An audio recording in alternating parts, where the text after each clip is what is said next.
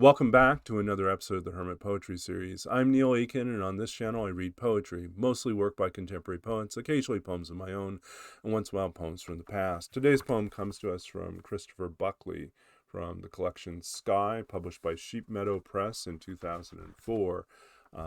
Buckley, I had the good fortune of having Christopher Buckley as my creative writing mentor and professor when I was pursuing my MFA at UC Riverside all those years ago.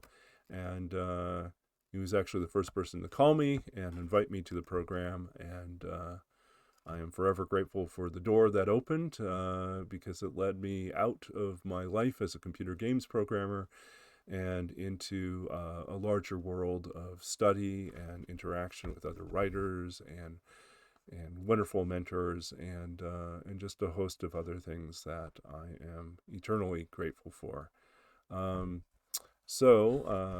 This is something from Buckley from one of his later books, philosophical poem on the usual subjects, beginning with a epigraph from Milosz.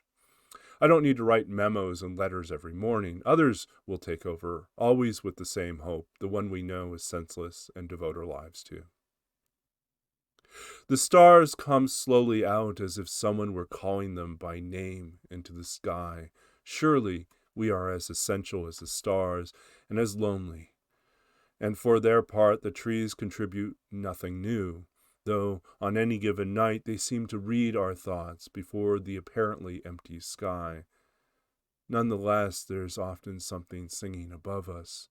Dry wind and the olive leaves, only September, and 3 fires already in the chaparral, wind chorusing in the flames as well, ash floating out to sea and back again, like guilt, like pride.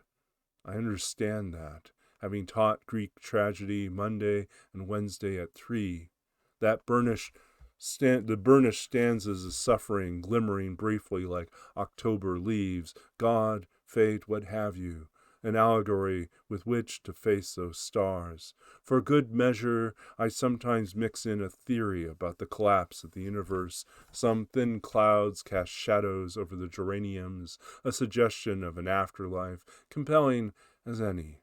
What have I been up to all these years? Searching for a trapdoor in the blue, the soul I left disguised among the shining trees of childhood, in the foam off ocean waves, every road you can never take again.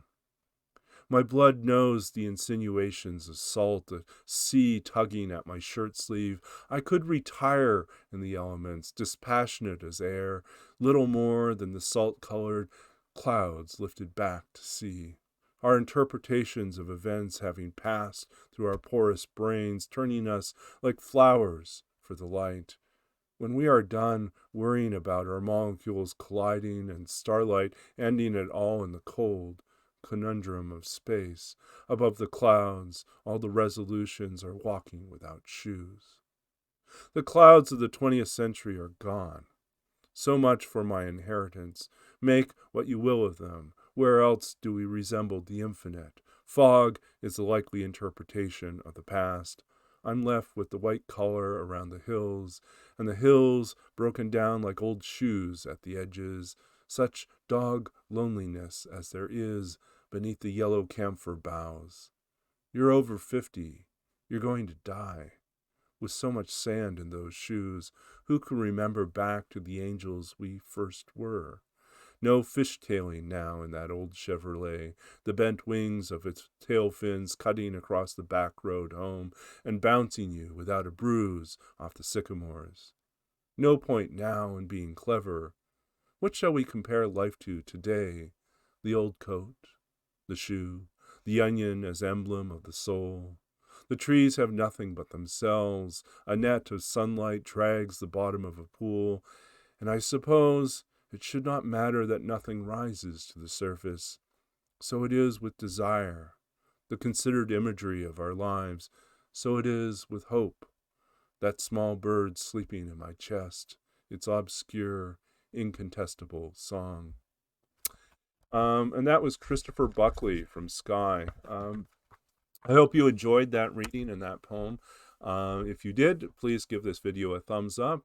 Feel free to share it. And if you like this series, please subscribe to the channel, and you'll get new content every Tuesday, Thursday, and Sunday. I'm continuing to work on these recordings, and hopefully you'll notice a little bit of an improvement here and there. And I hope that wherever you are and whatever you're doing, that you're finding joy and excitement in following your creative heart, doing those things that bring you some measure of peace and consolation, as well as a way of looking forward into a new year, into a new life, and new possibilities. Even as we're largely shuttered up and in our homes, I think there's still opportunity for reflection, for introspection, and for discovery, and hopefully art. So I encourage you to do that. I'm Neil Aitken. This is the Hermit Poetry Series, and we'll be back again soon with more poetry. Please feel free to contact me if you have any suggestions or poets you'd like to recommend. I'm always open to new ideas and finding ways to incorporate them into the series. So until next time, be safe, be well, and be engaged in doing something to move the world forward into a little bit more light and a little bit more joy. Until next time, bye.